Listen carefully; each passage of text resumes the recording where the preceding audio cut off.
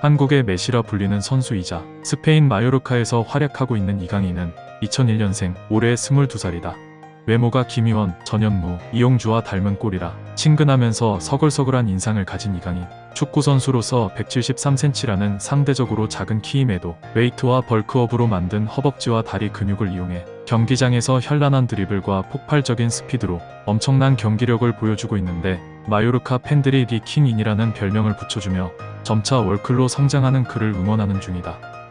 이강인은 운동선수 출신 집안에서 태어났다. 2001년 인천 남동구에서 태어났던 이강인. 태권도인인 아버지를 두고 있는데, 이강인이 태어나자마자 축구공을 선물로 줬을 만큼 축구광이자 마라도나의 열렬한 광팬인 그의 아버지. 이러한 아버지의 영향 때문일까? 걸음마를 떼자마자 축구공을 가지고 놀며 컸던 그. 태권도 도장에 다니는 초등생 형들과 매일 축구 경기를 하거나 아버지를 상대로 축구 연습을 거듭했는데, 이때부터 왼발잡이로 볼을 다루는 감각이 좋았고 특히 축구지능까지 좋았다고 한다.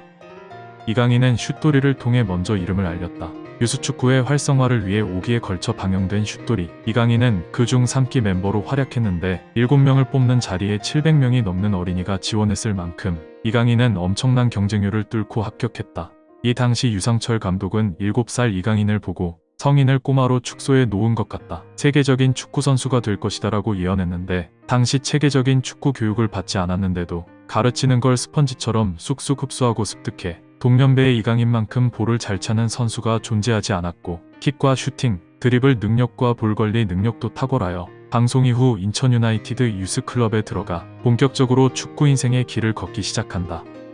이강인은 발렌시아에 입단하며 유럽 축구 무대에 진출했다. 2011년 그의 잠재적인 축구 능력을 인정받아 비아레알, 발렌시아 등 여러 유럽 구단에서 입단 테스트를 받은 이강인. 당시 이강인의 부모님은 언어도 통하지 않는 외국의 아들이 나가는 걸 극구 반대했지만, 이강인을 반드시 영입하려는 발렌시아 구단에서 아버지의 스페인 태권도 사업 진출 제안, 생활비 지원 등을 제시하며 적극적인 구애를 했는데, 이러한 구단의 노력에 부모님은 결국 해외 진출을 결정하게 된다. 입단 이후 토렌트 대회와 마요르카 국제축구대회에서 엄청난 활약으로 MVP로 선정됐으며 2013년 블루 BBVA 대회에 참가해 득점왕과 베스트 세븐에도 선정되었는데, 참고로 이 대회에서 이강인이 도르트문트 유스를 상대로 넣은 프리킥골을 토트넘에서 활약하던 로베르토 솔다도가 자신의 트위터에 이를 극찬하는 글을 써 화제가 되기도 하였다.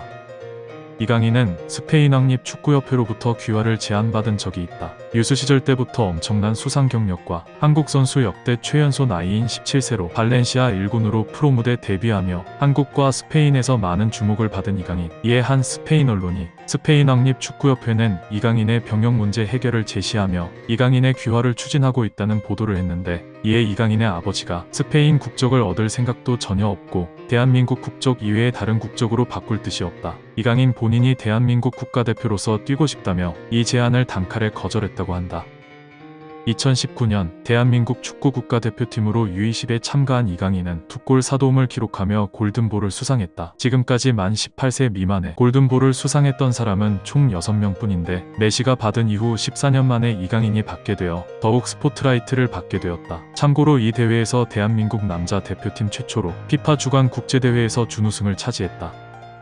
이강인은 무성의한 팬서비스로 인성 논란을 겪은 적이 있다. 벤치에 앉아있던 이강인에게 어린 팬이 다가와 손수 그린 태극기에 내 꿈 너의 셔츠를 한글로 적어 이강인에게 셔츠를 달라고 요청했지만, 이를 무성의하게 반응하거나 팀 동료가 팬서비스를 권유함에도 헤드폰을 끼고 앉아 계속해서 무시하는 모습을 보여줬는데, 이후 이강인이 카메라를 인식하자 곧바로 팬에게 다가가 사진을 찍어주는 모습이 그대로 기사로 보도되며, 벌써부터 스타병에 걸렸냐, 카메라 보고 안면 바꾸는 이중인격자 등 비난의 글이 달리게 되었다. 이에 이강인은 인스타에 그 아이는 사인이나 사진이 아닌 단지 유니폼만 요구했다. 구단 차원에서 유니폼이 상업적으로 이용되기 때문에 가급적 요청에 응하지 말라는 지시가 있었다. 축구선수는 팬들이 존재하기 때문에 존재한다라며 해명글을 올렸는데, 평소 이강인이 팬서비스에 적극적이었던 모습과 증언들이 인터넷과 커뮤니티에 올라오고 유니폼을 주지 못하는 상황에서 사진 촬영으로 최대한 성의를 보였다는 주변 증언이 현지 언론에 보도되며, 결국 이를 최초 보도했던 기사가